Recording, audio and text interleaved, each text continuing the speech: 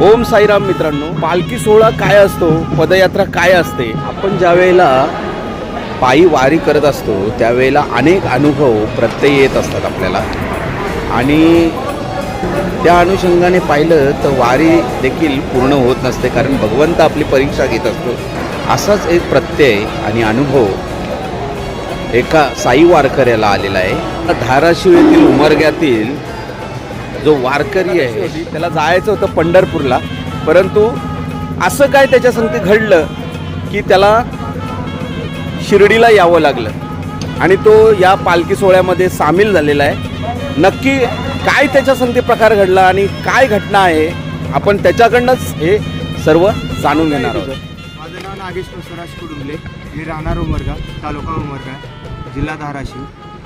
माझं पुणे स्टेशनला मी आलतो कारण माऊलीच्या पालखीत जायचो.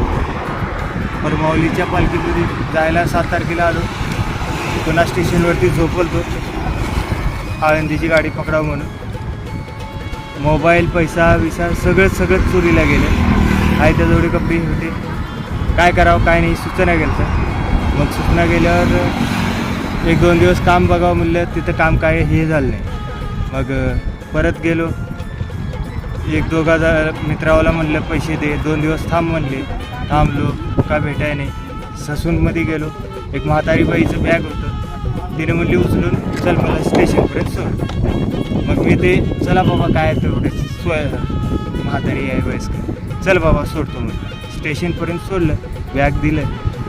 त्या बाईने मला 200 रुपये दिले. त्याच्यामध्ये माझं खर्चा पाणी झालं. मग काय करायचं हेच डोसक्यात पडलं. पालखी सासवडच्या पुढे गेलेली होती. मग मित्राला ते म्हणलं काय झालं काय रे.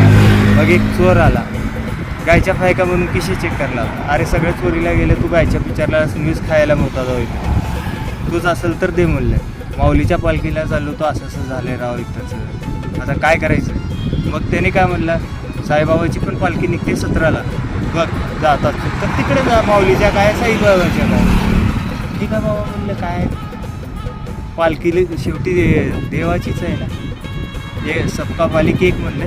चला साईबाबा तू बोला रे तो आहे. पण हां त्या ह्याने एकच सांगायनी की 1,500 रुपयेचं पास काढावं लागतं, कारण पैसे भरावं लागतात हे मला माहिती नाही, माझ्या खिशात तर रुपया नाही. मग आलो, येता येरोड्यामध्ये बघितलं सगळीकडं घाण नुसते बाटल्यात. हे सगळे आपलेच वारकरी केले. मग मी काय जाऊ दे म्हणलं, आता काय करायचं. सगळेजण साईनाथ बनून चालल्यात, आपण संत गाडगे बाबा बनून जाऊत म्हणले. साफसफाई करत बाटल्या वेचायचं, बाकीचा कचरा कुजल काहीही होईल, तर हे बाटल्या पुजणार नाही.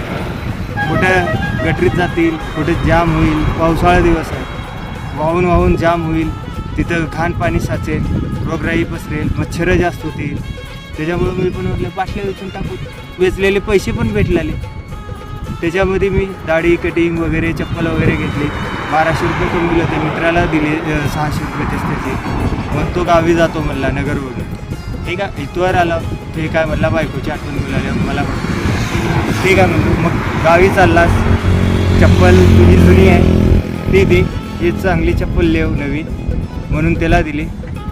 अजून काय लागत असेल सांग म्हणले. अजून एक्स्ट्रा 100 रुपये दिले. तो गेला निघून. मग मी पुढे आपलं काम करत येतो. लोकांनी पण भरपूर मदत केली. उलट पास जे काढतात ना ते पालखी समितीने मला उलट पैशाची मदत केली.